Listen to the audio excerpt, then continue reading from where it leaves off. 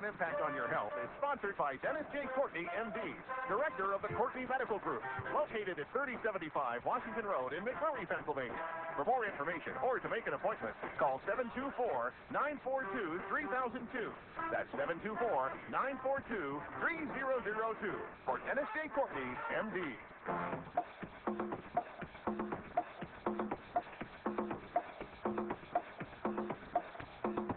Good morning, everybody. Good morning, everybody, and welcome to AM Impact on Your Health. AM Impact on Your Health, where every day our goal is to have you learn at least one thing to help you live better and longer. AM Impact on Your Health. Well, it's heard each and every Monday, Wednesday, and Friday from 8 to 9 o'clock. I'm Dr. Dennis Courtney, and I'm with you each and every Monday, Wednesday, and Friday from 8 to 9. And Impact on Your Health, where each day you'll find current medical news, knowledgeable guests, fascinating health topics, and of course, where we do encourage you to call in to join in today. Well, pull that seatbelt a little tight today. We're going to be moving along at a quick pace. Of course, you already know that David Brownstein is going to be my featured guest today. He'll be with us right after that first break. He's literally exposed the entire iodine / thyroid / multiple other related items issue a number of years ago. We had him here in Pittsburgh at the time of the launching of his first book. He's now many, many books down the road. But because there's some additions to the issue of iodine, we're going to be talking about it today. Anything iodine that's on your mind will be answerable by this gentleman, Dr. David Brownstein, our featured speaker today, right after that first break. Of course, in our discussion with him, if you want to call in to ask a question or make a comment, that number, as always, will be 412-825-6262. That's 412-825-6262. Now, too, the up-and-coming week has got jam-packed full of issues and events and guests. On Monday, you don't want to miss, Roland Thomas is coming back. Of course, he represents the Michael Kiriak in contribution to medical science. It's called BAC, B-A-C. Stands for Bioengineered Algae Concentrates. I'll tell you, our shipment arrived yesterday. We have the product in-house and on its way, and I'm guessing arrived today, the books written on this subject. And so hopefully, by the time we hit the air on Monday, you'll know that you'll be able to obtain the product locally. We'll have the book for you to be able to read locally. And we'll be having Roland Thomas. By the way, a little gem I'll pass on to you. Dr. Michael Kiriak actually speaks English, and I think we'll get him on in the month of April. Anyway, more about that. Also next week, Susan Smith-Jones on Wednesday. Big day on Thursday. Now, you've heard about it quite a bit over these last many weeks. We have a new technology we've launched here in the Pittsburgh area. It's called MCG, stands for Multifunctional Cardiogram. Still don't like that title. They got to change it. They should have to. But for right now, MCG. Anyway, it's having a cath without having a cath, meaning the information is available without ever being exposed to the risk. On the 17th, we are jam-packed, folks. We started 9A. We're going to 5P every 15 minutes. We have another one scheduled. By the way, we got 4 slots open. If you're thinking about wanting to do this, I only have 4 slots remaining. You want to give me a call today sometime at 724-942-3002. We've opened it up to the public. We've got the device, and we've got the guy who brought us the device in the office not only that day, but we have him with us right now. His name is Jerry Singleton. He represents the company called ProLogic. ProLogic Medical. That is the only company that is able to market the device that we are going to be using. We got him on the phone right now. I'll spend a minute or two with him. Well, Jerry, how you doing, my friend? You out there with us? Yeah, how are you, Dr. Courtney? Hey, glad to see that you came aboard this morning, just because you've got some people in fever pitch around here. Our phone's been ringing off the hook. You know, that's a lot of time slots between 9A and 5P every 15 minutes. I know it's going to be your world record. We said it last time at 23. I'm telling you, we're going to have 32 this time. Are you ready, Jerry? Are you in shape for this? I'm ready for you, Dr. Courtney. Well, this MCG device that now we have had 3 times in the office has been a real help, especially to me and people who are getting this. Big surprises coming up in terms of the results. We've gone over a number of the results with patients. Some real surprises. Some people I thought would be low scored, actually high. Some people I figured would be high were actually low. Jerry, tell us about this scoring that this test reveals with respect to numerically grading these people and the amount of disease. Give us a little bit of a rundown on how that works. Right. Well, and again, I appreciate the invitation for the show, and I'm looking forward to our upcoming clinic here. That's this coming Thursday. Am I correct? Oh yeah, Jerry. They're waiting for you. You got to get here early, 8:30. No later.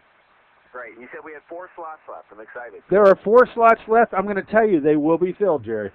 All right. I can't wait. Well, again, to answer your question, the device, again, for your listeners that haven't heard us in the past, it's called multifunction cardiogram.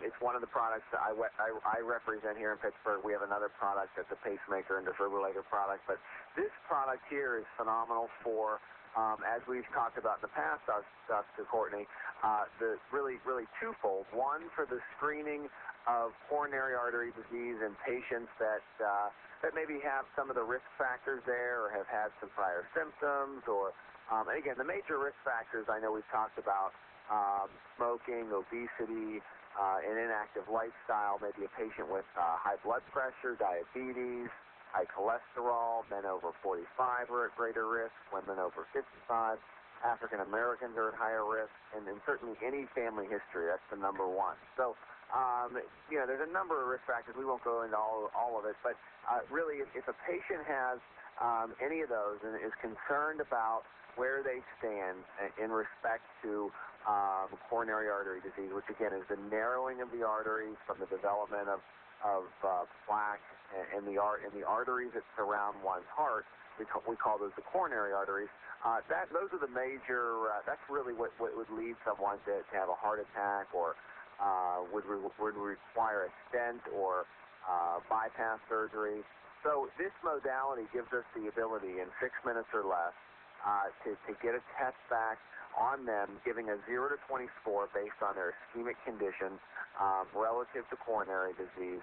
It has a high sensitivity and specificity, which we talked about in your last show, Dr. Courtney, where the accuracy on this modality is in excess of 90% compared to angiography or cardiac cath. And we are able to get a phenomenal report back, which I know we've talked a lot about, relative to their condition. So, and again, coronary disease is one of those things that we talked about that doesn't always present symptoms until late stage. Those arteries, we call that atherosclerotic buildup. It's one of those things that is progressive and it takes time. So in the early stages, a patient might not feel symptoms because the arteries are, though blood flow is slowly being constricted, it's not until they're very near, 80% blockage, 70% blockage, maybe 90% blockage even, until they, until that point really, in those late stages, until a patient would have, chest pain, short of breath, dizzy, that it could be coronary related. So what we're able to do for those patients is in a sense, and I use this term somewhat loosely, but for the screening of coronary disease and in that patient population, that we're able to get a score back early so that we can put a treatment in place, a plan in place, set goals for that patient relative to where they stand and what their score and risk factors are, so that we can keep them from what otherwise would be inevitable for them to have further progression of that atherosclerotic buildup. Well, heck, Jerry, not that we want to have further progression. Around here, we're looking to improve those scores. We're looking to back them up. I will say that the nice thing, another issue I see that's really nice with this testing is insurers have gravitated toward it, and depending on how much pathology is detected or that person's history, whether they may have had previous stenting or bypass surgery, automatically puts them in a category where they're allowed to get this test every 3 months. And with what we can put into play here at this office, in 3 months, we should have a seascape change that's possible. I think my conventional medical colleagues would get very comfortable with seeing patients just remain static. And I think that's great that their disease wouldn't progress. But under their best efforts, I feel that probably is going to be the best that can be done in conventional hands. Around here, we don't look at staying static. We're going to back it up, and the fact that we can follow these serially is just a bonus that allows patients to see that their efforts are paying off and that they have a visual and objective means of assessing how they stand and how they stack up. I see that as a big plus with this. The 90% specificity, Jerry, means to the listening public that this thing does have a high degree of accuracy with respect to how you would appear if you did have a calf. And we don't want anybody to have a calf. But this 7-minute test, fully clothed, just exposing ankles and wrists, hey, this is the way it was intended to be. This is where electronics wizardry has taken us. It's finally arrived, and it's here in the office on Thursday. Yeah, and you bring up just real quickly, a couple good points about the insurance and so forth. I just want to point out to your listeners out there that we have excellent reimbursement on this, or coverage-wise. So a broad range of the patient population can participate in this if they're out there wondering. And one that we're actually currently working with is UPMC. It's a big victory for. Hey, there you got big up. We letting something out of the back. You got your people. UPMC flying to see them, or are they flying to see UPMC? They're flying to see us. UPMC is coming to your boardroom today, isn't it? Actually, I think they're setting it up for sometime next week. I have to follow up on that today because I don't know the specifics as far as the time. But I do know we've been working with UPMC for a while now, and thanks to 11 physicians in year one that have submitted billings on these, we're in negotiation stage with UPMC, which has been one of our last hurdles. So for your patients out there that are wondering about is this something that's covered for me? Again, we have phenomenal coverage on this, and so we'd ask for your patients to not let that be a concern. Yeah, don't let your it other be. point, you're absolutely right. For the patients out there that do already have some coronary disease, for them, there's nothing else out there like this that allows us to track them over time, where they can take advantage of this. We can keep track of their score, and we can try to maximize a prevention plan for them to get that score down. All right. Well, look, Jerry, thanks for coming aboard today. We're gonna cut away now, and we got up and coming shows with you. We'll be spending more time. I just want you to get well rested on Wednesday. Okay, don't be coming in here moping around, because when they hit the door, Jerry, they're gonna come at you fast and furious. Be ready. Get in shape. I have 2 other clinics next week, but I have a feeling it won't be like yours on Thursday. No. I guarantee you that they're all excited too. The most I've talked to on the phone and enrolled them, they're really looking forward to it. So you have a good couple of days rest. Be here early on Thursday, and we'll have at it for the whole day. Okay, Jer? Thanks, Dr. Courtney. Absolutely. Thank you. Okay, there it is. MCG. 4 slots left. Anybody out there want one?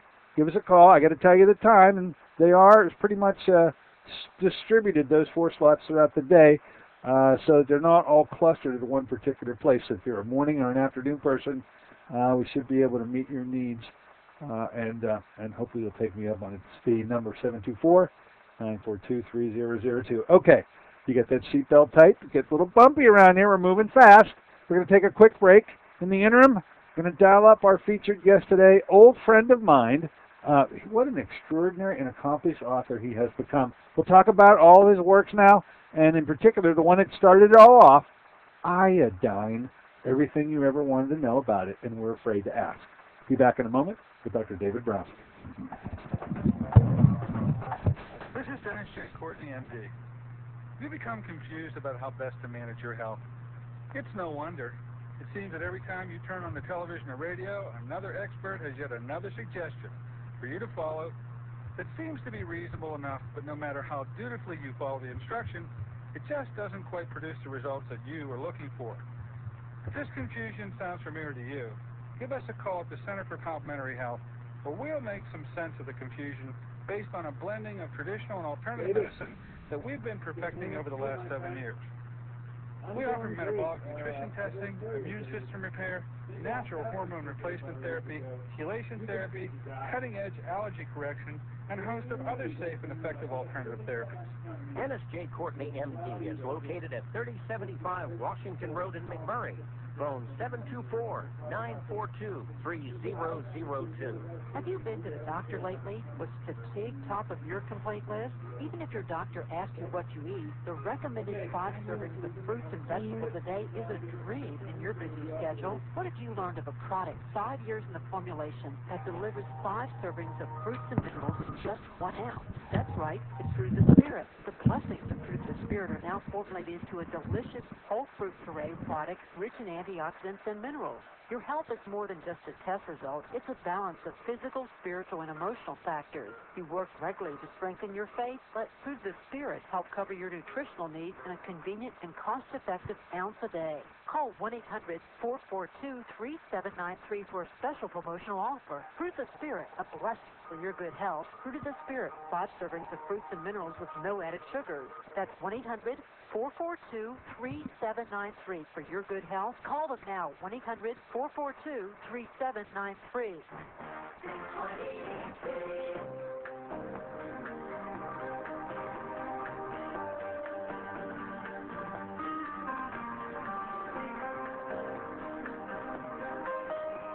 Hey, good morning, ladies and gentlemen. Welcome back once again to AM Impact on Your Health. Heard here in KHB 620 each and every Monday, Wednesday, and Friday from 8 to 9 o'clock. I'm Dr. Dennis Courtney with you on this Friday version of the show. And you know, we normally have a style around here we call Friday the Get 'em Up, Out of Town version. We normally like to open up to you and let you call in and set the agenda. Today, we're not going to do that. Why? Because an old friend of mine, one you've met before, Pittsburgh, has his Fridays a little more malleable. He was open to meeting with us on a Friday. I took him up on the offer. You all know him too, folks, because, well, he's been to Pittsburgh, actually here many times. He was with our first conference that we had out there at the Sheraton Inn Station Square, when his first book, one that really launched now a career worth of books, was on the subject of iodine. At the time, he was very revealing about it. Now we're into the second, third edition of that book, and many, many have followed. I'm talking about just an extraordinary author at this point, and one that I am proud to say is a friend. And we bring him back today to talk about that first book and many others. His name is Dr. David Brownstein. He's with us today. Good morning, David. Thanks for coming aboard. Thank you for having me here, Dennis. Well, David, you know how this, and I'll let our listeners get a little peek at what prompted our recontacting one another was I had a patient in my office not too long ago. It was a cancer patient, as a matter of fact, and I hope she's out there listening today, because I have to apologize to her, because as she was sitting here, and this was a breast cancer patient, she was telling me that she was treating her breast cancer by taking some pretty good doses of iodine. And although I understood that there was a breast iodine connection, I questioned her and I said, where did you get them? I understand now you should be taking iodine, yes, but where did you ever come up with the idea that iodine should be used as a very appropriate approach to treating breast cancer? And she said to me, why, Dr. David Brownstein said it so. And I said, well, really? And she said, oh yeah, he's got books on this. And I go, well, I know David Brownstein, and I know about his books, and David Brownstein never said that. It prompted me, and I felt bad, because you could see this entire bubble that this patient had put together around this treatment, and I felt for sure that I was right, because I never had remembered you making such a statement. So I called you, David. As it turns out, and my apologies go to this patient, she was right. You did say it, and it then led to one thing and another, and finally this show today, which I hope the issue between iodine and breast cancer comes out. But David, well, why don't we just hit that point right off the bat? You have seen, as you've explained to me, where the use of iodine has been extremely beneficial, I guess I'll put it that way, in patients with breast cancer, which is a real big leap from where you were 8 years ago. You had never talked about that before. What's happened in the meantime to make you feel so strongly about that? Well, Dennis, I've been using and testing iodine in my practice for the last 8 years, and the information has just come more and more forth with using iodine. And my experience has clearly shown that 95% of patients, over 95% of patients, are significantly low in iodine, according to the World Health Organization criteria for what iodine deficiency is. And iodine is an essential nutrient for our bodies. It helps protect the thyroid, the breast, the ovaries, the uterus, the prostate. And deficiencies of iodine has ramifications in all those tissues. And if we talk about the breast, the relationship between low iodine and breast cancer has been written about in the literature for 50 years, and it's really come forward in human studies over the last 10 years. And there's a continuum of iodine deficiency that happens in all the glandular tissue, and the first thing that happens in the glandular tissue is that the architecture of the tissue begins to change, and that includes all those tissues I mentioned before: thyroid, breast, ovaries, uterus, prostate, where the tissues start to become cystic. And if iodine deficiency goes on longer, the tissue will become nodular. If it goes on longer, the cells can become precancerous or hyperplastic. And if the condition continues to occur, the precancer cells will become cancer cells. And I call it the continuum of iodine deficiency. And the only reversal of this process is to use iodine. And as I've written in my book, with the study that I did, I'm comparing a group of breast cancer patients to women without breast cancer. The ones with breast cancer had about 50% less iodine at the beginning of the study, and they also had significantly more bromine, which we can get into in this discussion, a toxic chemical that has been shown to cause problems with all these endocrine tissues. And my experience has been very clear that those women with breast cancer have much lower iodine levels than women without breast cancer. I mean, everybody has low iodine levels, but women with breast cancer have lower levels, just as people with thyroid problems and ovarian problems and uterine problems and prostate problems have lower iodine levels than ones without. And I found it impossible to help these patients overcome their illness if they're in a state of iodine deficiency. Well, that's the issue about how the lack of iodine can lead to the cancers is one that was even well established 8 years ago. I think it was clear that fibrocystic nodular breast could then, deteriorate even further. But the fact that iodine has to play a role once a cancer has already occurred, and that without it you can't really eradicate breast cancer, or would be very difficult, I think is the revelation of it's now 8 years hence. This is a really large finding that I think that our listeners do need to hear about it. So I'm glad we're starting off the show like jumping right in the thick of things, because you feel that you've, in your observations and under your hands, have treated a number of patients now, whether directly or indirectly. Your book is now everywhere, David. Everybody gets this book. And with the new chapters you have in there, and you do have a particular chapter devoted to the use of iodine in breast cancer patients, this is now the new item, I think, that we should be blasting to all our listeners here. Anything more you want to say about that? Because I think it's a revelation that it certainly startled me. I'm apologizing to that patient on the air because I didn't feel that she maybe read your book right. Well, she read it right. It's just I didn't have the book, David. And so I'm apologizing and saying thank you, young lady, for coming here and really mentioning to me something that didn't jive. And I went right to the source, and there it was, stare me in the kisser. You found this to be an extremely important piece of the breast cancer puzzle, have you not? Absolutely. And the real turning point came. Well, the relationship between iodine and fibrocystic breast was written about almost 100 years ago. Right. That was not questioned. Yes. Well over the years. The big change occurred when researchers started correlating fibrocystic breast with development of breast cancer. And fibrocystic breast is now considered a precursor to breast cancer, and that needs to be aggressively treated and eradicated. And that's really where the iodine connection came into play, because the best treatment for fibrocystic breast is iodine. And fibrocystic breast, which has been shown to form in over 75% of women, is easily treated with correcting iodine deficiency. So that's where all the real new information has come over the last few years. It sure has. And once again, I want to jump to the beginning. We really took a leap and jumped right into the thick of the cancer issue. I thought it was appropriate because it was the reason that I thought I needed to call you. We're going to go back to the square one in a moment. But before we do, David, I had said off air as we really struck up our conversation today, 8 years ago you came to Pittsburgh and you had this book called Iodine, and I thought it was amazing work. You have been applauded and lauded because of the writing of that book since that time. But David, you've been a busy guy, because you're not just one book in. David, how many books now have you written? Well, I've written 10 books, Dennis, and the 10th is at the printer right now. The 10th is at the printer.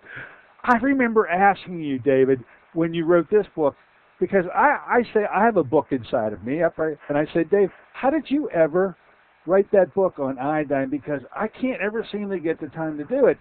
And it was just humorous to me that I asked that question 8 years ago, and now here it is 8 years hence. And whatever you did to be able to write the iodine book, it was able to be repeatable, now a total of 10 times, David. Does your family ever get to see you, David, really? You know, my family sees me, although, you know, there are certain times they probably don't want to see me. But I do like writing, and I find it very stimulating, and I'm actually fairly proficient at it, where it doesn't take me as much time anymore. And whenever you're ready to write your book, call me. We'll talk about it. I'm gonna call you. We're gonna talk about book writing. Allow me, please, for our listeners who have come to really trust you because of what you've written about iodine. It is just known by everybody. Women come in I've never met before, and the only supplement that is the uniting supplement of all women that I see is iodine. Every single one of them is on iodine. Now, David, that's not an accident. That really is because of you, because 8 years ago, that would not have been the case. I say it is the case now. I'm going down through a list. I want my listeners to hear about the other books you've written. Then I want to give you an opportunity to tell them how they could get information about all your books. I want phone numbers. I want websites. You have a newsletter. Okay. Let's see. Overcoming Thyroid Disease. It's in its second edition, and what a thyroid connection there is with the iodine to begin with. I see another book, Drugs That Don't Work, Natural Therapies That Do. I'm anxious to dive into that book, which you were so nice to send to me. I remember this was a related question, Salt Your Way to Health. That was one of your earlier works, and I do remember reading it. The Miracle of Natural Hormones, another book. Overcoming Arthritis, The Guide to Healthy Eating, another book, The Guide to a Gluten-Free Diet, A Guide to a Dairy-Free Diet. David, those works are really now have entered the field. I got a feeling that over the course of time now, we may have a show in store for each one of them. You wouldn't mind it, would you, David? I'd be honored to, Dennis. Look, could you please tell our listeners right now how they can get more information, where they go, what phone numbers could be used, what kind of deals you got out there for them? Because they've come to trust you on the iodine. I got a feeling they'll trust you on the other 9. Well, they can go to my website, which is drbrownstein.com, drbrownstein.com, or they can order the books from 888-647-5616. And, I write about what I find successful in my practice, and I try and make it easy enough for the layperson to understand. And these books are not hard to understand. And Dennis, you and I have talked about this before, that medicine should not be complicated. Medicine should be simple. Biochemistry is not that complicated, and to support the body and to support the biochemical pathways is not that difficult. Now, that's not to say these therapies are easy and everybody is, 1, 2, 3 better. But my feeling is that the explanation for why people are sick and how people can get healthy should not be that complicated. And if it is complicated, I say people either don't understand it or they're not giving you the full story. So a lot of this is common sense approach, and I think that's where medicine really needs to step back away from this toxic drug approach into a more common sense approach, and we'd have spending a lot less money and people would be a lot healthier for it. Well, I would agree with you wholeheartedly. You always have had, and I really feel that I similarly have a little bit of a knack to try to take these very difficult concepts and make them simple and easily understandable. So my hat's off to you. Very few of our colleagues can do that, David. I don't know why, but it's quite an art form, and you've got the knack, my friend. I wanted to mention, too, because I hadn't just picked this little piece of paper up. Not only do you have the books, you got the newsletter, you've got most of your books on DVD in terms of you've done lectures on them, and I think they're for those who want to have some additional support in hearing you speak of your own work. I'd want to recommend that they consider getting a number of individual DVDs that apparently go with each one of your books. So I wanted to bring that to their attention too. Okay? Thank you, Dennis. Absolutely. Now, David, let's go back, because there are always folks who get the word late, 8 years late if they're just hearing about iodine today for the first time. But it was the bedrock. It was the starting point for you 8 years ago when you came out with your iodine book. You've added to the book now. It's in its, I'm looking, 4th edition, huh, Dave? That's correct. And to set the scene, I think iodine it was a starting point for bringing you to Pittsburgh. It should be our starting point in bringing you back. The iodine issue, look, Michigan, where you come from, it was right smack dab in the middle of the goiter belt. And ladies and gentlemen, don't be too smug about this. You're sitting right smack dab in the middle of the goiter belt yourself in western Pennsylvania. David, what's the goiter belt? What is it that makes it so that our women, not necessarily our men in particular, but for sure all of our women, have iodine issues and more than likely thyroid issues combined? Take it away, Dave. You're the one that made the connection. You deserve the right to be able to discuss it. Well, Dennis, we see epidemics of breast cancer and thyroid disorders and ovarian problems and uterine problems and prostate problems. In fact, 1 in 7 women have breast cancer, 1 in 3 men have prostate cancer. Estimates are from anywhere from 10 to 50% of the U.S. population has an undiagnosed abnormal thyroid problem. And these issues are what's driving up our healthcare costs. And unfortunately, conventional medicine doesn't look for the underlying cause of these illnesses. But, a underlying connective theme behind each of these conditions can be iodine deficiency. As you were mentioning, we live, we in Michigan and you in Pennsylvania live in the middle of the goiter belt of the United States, where our soil is one of the most iodine deficient areas of the world. Therefore, food grown in this soil is iodine deficient. And the iodine deficiency was recognized 100 years ago when a great majority of our population, especially the women, were suffering with goiter or swelling of the thyroid. And the U.S. government rectified much. The small amount of iodine in salt can stop people from getting, the majority of people from getting goiter, but it doesn't supply the rest of the body's needs for iodine. Hey, I just want to interrupt because for a moment there you actually cut out, and it was a very important point that you made. You started out by saying that the federal government literally has rectified, and I think this part of the statement that we didn't hear is that it's rectified at least the goiter component of the thyroid issue by encouraging the inclusion of iodine in salt. That got cut out, David, and it's so important that I wanted to come and mention it, because I don't know why you cut out, but you did, okay? Well, that statement's correct, and then what I said was the problem is there's not enough iodine in salt to supply iodine for the rest of the body, and the rest of the body also requires iodine. In fact, every single cell in the body requires iodine for proper function, and for life. You can't make a hormone in the body without iodine. Breast tissue requires iodine. The ovaries require iodine. The prostate requires iodine. And when iodine deficiency occurs, these tissues suffer from it. Now, the issue has been, over the last 30 years, the government's own studies show that iodine levels have fallen over 50% in the United States as a whole. So over the last 30 years, as iodine levels have fallen, we've seen these rapid rises of problems with the thyroid, problems with the breast, the ovaries, the uterus, prostate, all these iodine-sensitive glands in the body. And really the only way to reverse this epidemic is to diagnose and to treat iodine deficiency. The scenario goes something like this, doesn't it, David?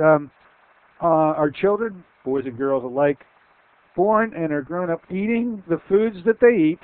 And here we are in the goiter belt. Anything grown in our area has, let's just say, 0 iodine. There's no iodine in the soil in the goiter belt. That's why it became as well known as it did. I'm guessing that even in areas where maybe not the goiter belt initially, because of poor farming and the like and other reasons, there's not too much iodine in those soils. The only place there seems to be, David, is right around the shoreline, huh? Right around the oceans and the shoreline. For a few miles inland, I guess it's replete with iodine there, but every place else may be having a problem with iodine, wouldn't you say? Well, you're totally correct, Dennis. And the only good source of iodine right now is in seafood, so sea vegetables or fish. The problem is the longer the sea vegetable or the fish has been pulled out of the sea, the more iodine that sublimates out into a gaseous state and leaves the food product, and the less iodine that we get when we ingest it. And the other flip side of this story is not only are our iodine levels falling, just as the government has found over the last 30 years, that at the same time our iodine levels have fallen, our exposure to toxic halogens such as fluoride, chlorine, and bromine have skyrocketed.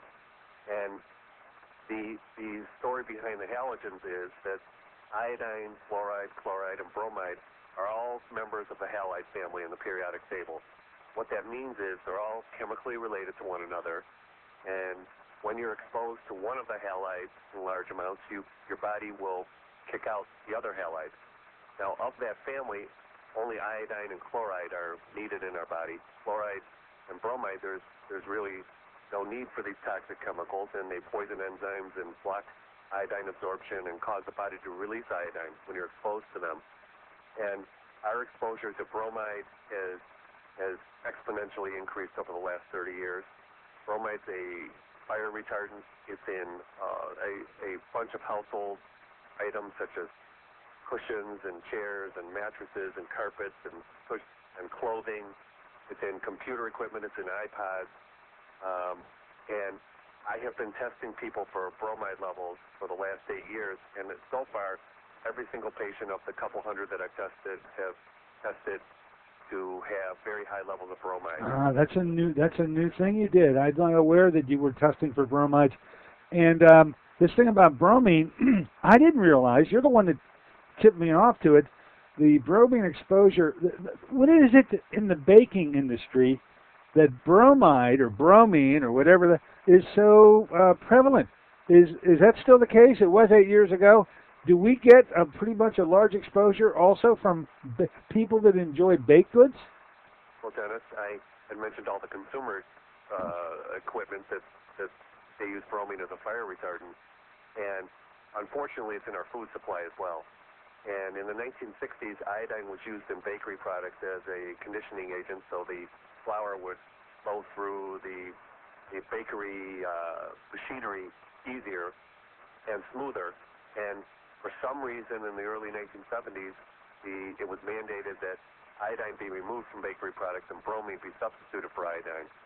And bromine is a known goitrogen, meaning that when you're exposed to enough bromine, you will develop a goiter. It will bind to where iodine binds to, such as in your thyroid gland, and disrupt the function of the tissue.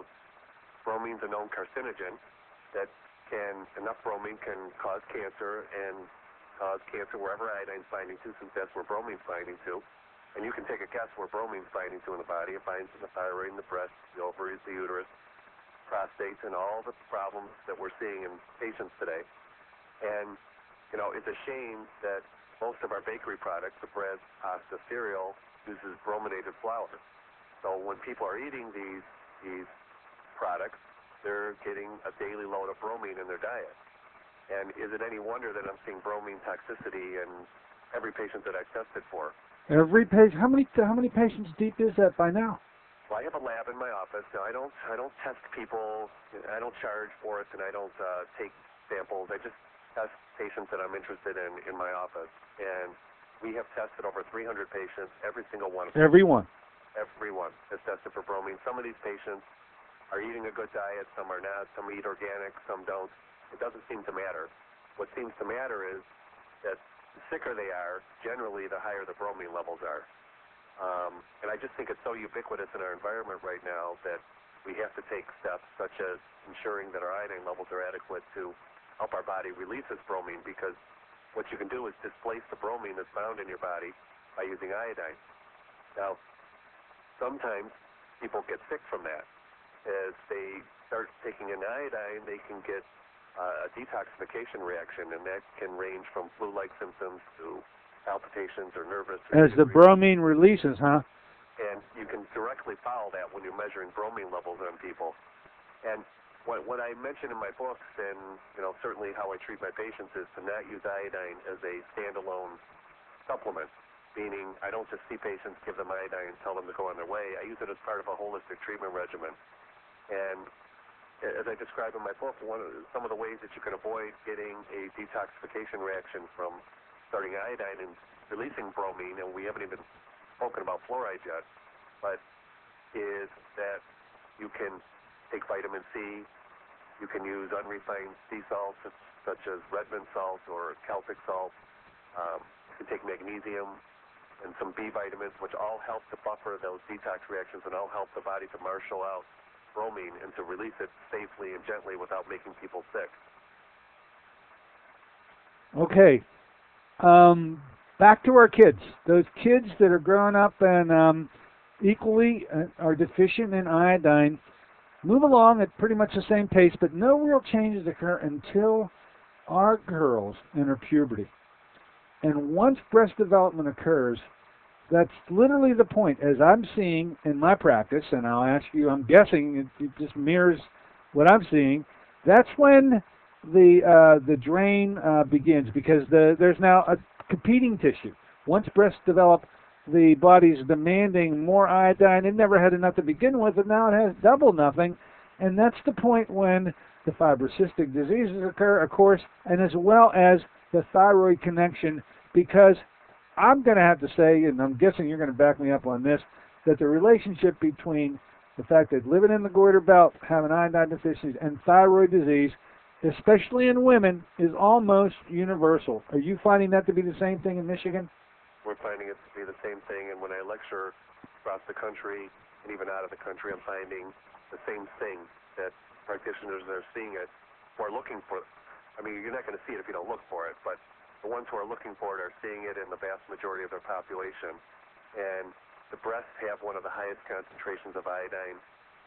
The breasts really don't concentrate iodine until puberty, as you mentioned. So that's when a girl will start to notice or exhibit signs of iodine deficiency, such as fibrocystic breasts or abnormal periods and such. And really that needs to be corrected before that time. Now boys also feel iodine deficiency, and there's studies showing the relationship between iodine levels and the development of ADD. And at the present time, we have over 17% of our public school-age boys on some mood-altering drug right now.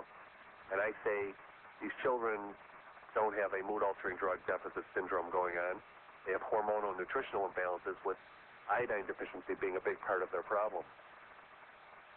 Hey, interesting point, huh? The ADD connection is one that I hadn't seen made before, and I can actually appreciate.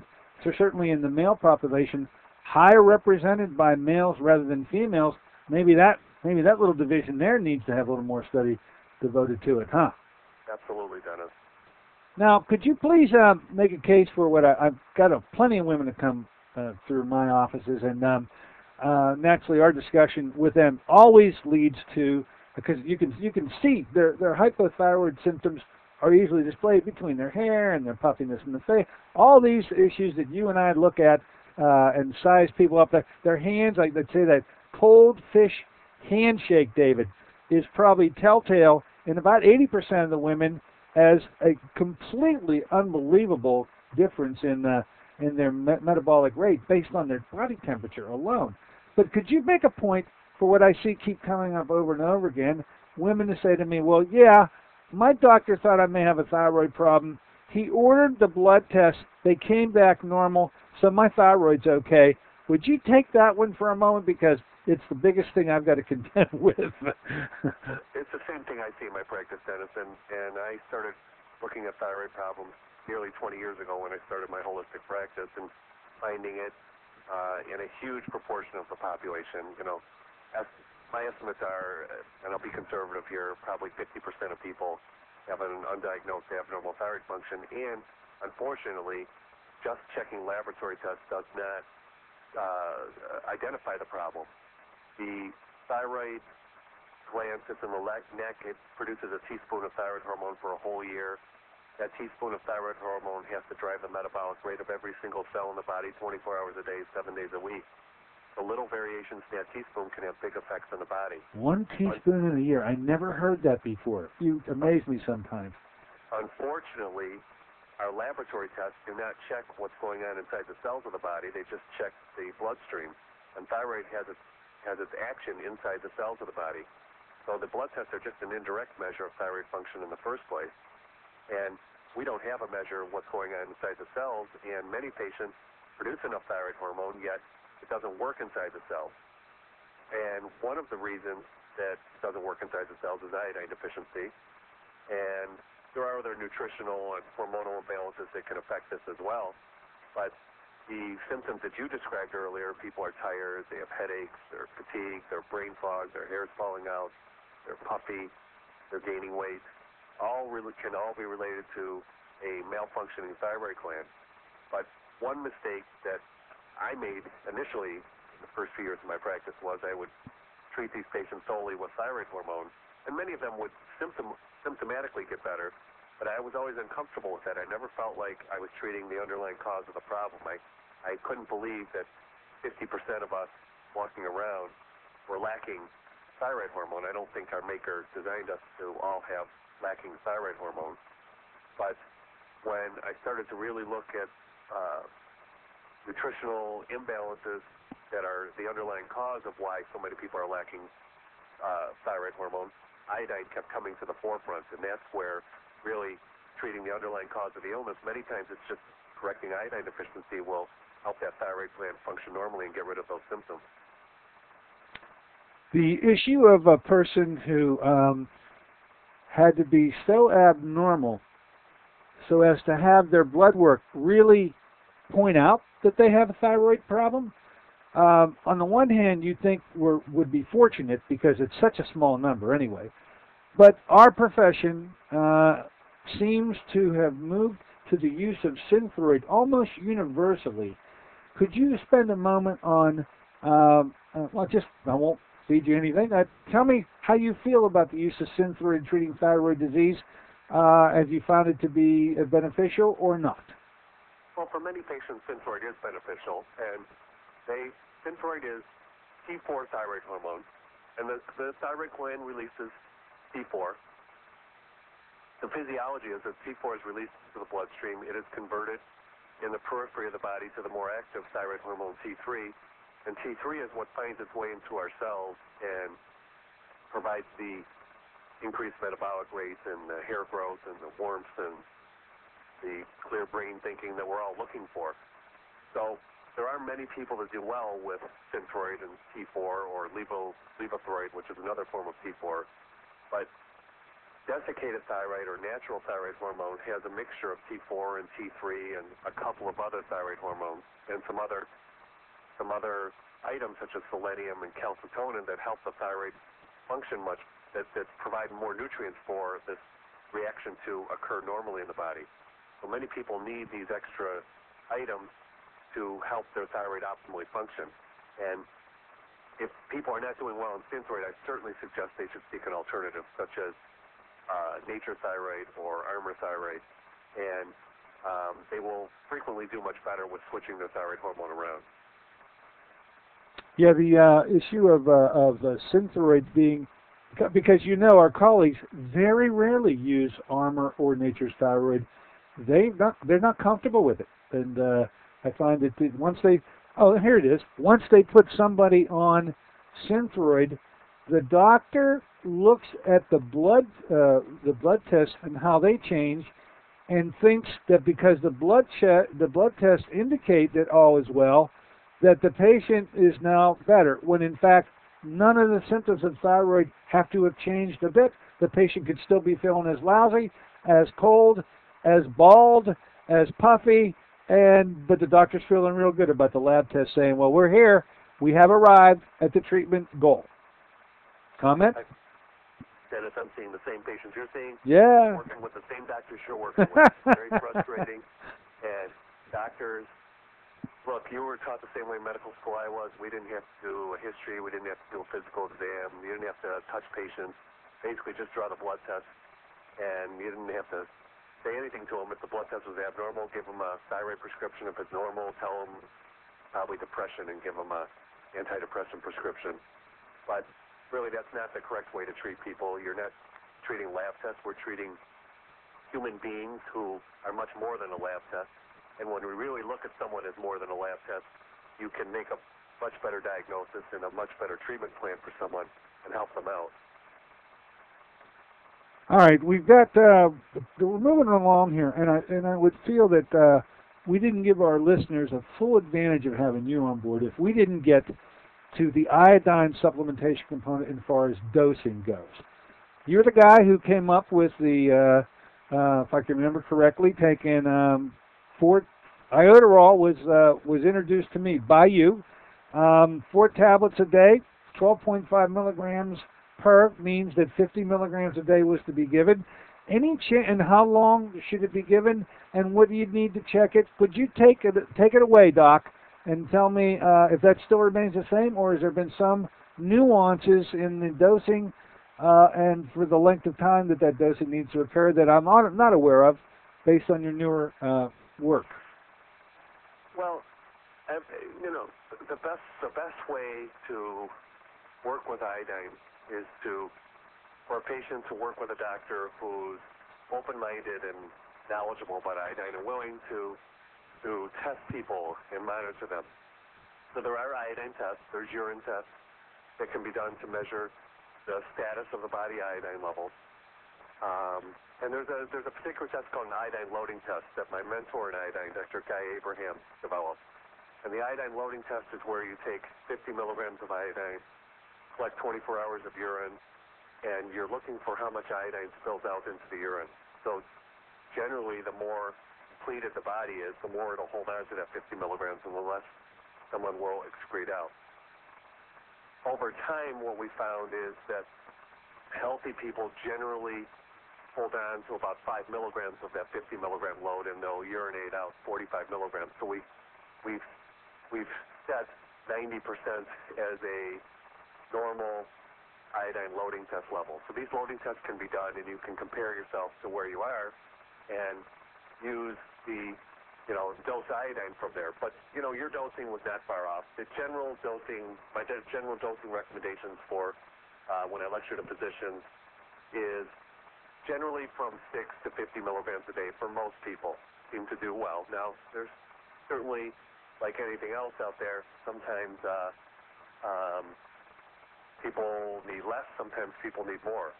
The ones who generally need more iodine are the ones with thyroid disease, breast disease, ovarian disease, prostate disease, and especially the ones with cancer. And how high of a dose do they need, David? Sometimes if those people can tolerate it, I'll put them on a couple hundred milligrams of iodine. But remember, when you're using higher doses of iodine, they have a tendency to detox more, and they just need to be supported with the right nutrients, such as salt and vitamin C and magnesium, and those items. But there are many people who are sensitive, people in general, and maybe They're full of bromide. They can only start with lower amounts of iodine, and that's fine as well. But most people can tolerate. The iodoral is a pill of 12.5 milligrams of iodine. Most people can tolerate 1 or 2 iodoral pills a day, usually without a problem. Well, we are coming up right up to the end of our time today, and it really is. I'm just getting started with you, David, and I don't know how your schedule shapes up. I promise you, ladies and gentlemen, as you can see, wouldn't you like to see having David Brownstein educate you on all those other items that he's written about? Because, Dave, you got that knack. You have the ability to put it in terms that the listeners can understand. Your patients can understand you well, my friend, and it's really an art form that is so lacking in the medical realm. Before we get our way on out of here, I want to once again mention that your website, www.drbrownstein.com, is where our listeners can go. That, in fact, that 800 number again, I'm looking for it. I don't see. What's the 800 number again, David? 800-647. Oh, here it is, yeah. 5616. 800, it's 888, right? 888. I'm sorry, you're right. Hey, I called you on it. 888-647-5616.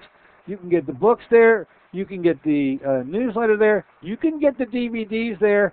You can get Dr. Brownstein here, because I promise you, if his schedule allows, I'm going to bring him back at the earliest opportunity. With the bongos in the background signaling our time out of here today, I want you to look forward to a great weekend. We got snow. What the heck happened here? We got snow today and tomorrow. See you on Monday. Roland Thomas will be here talking about back, bioengineered algae. Until then, this is Dr. Dennis Courtney with Dr. David Brownstein saying so long for AM Impact on Your Health.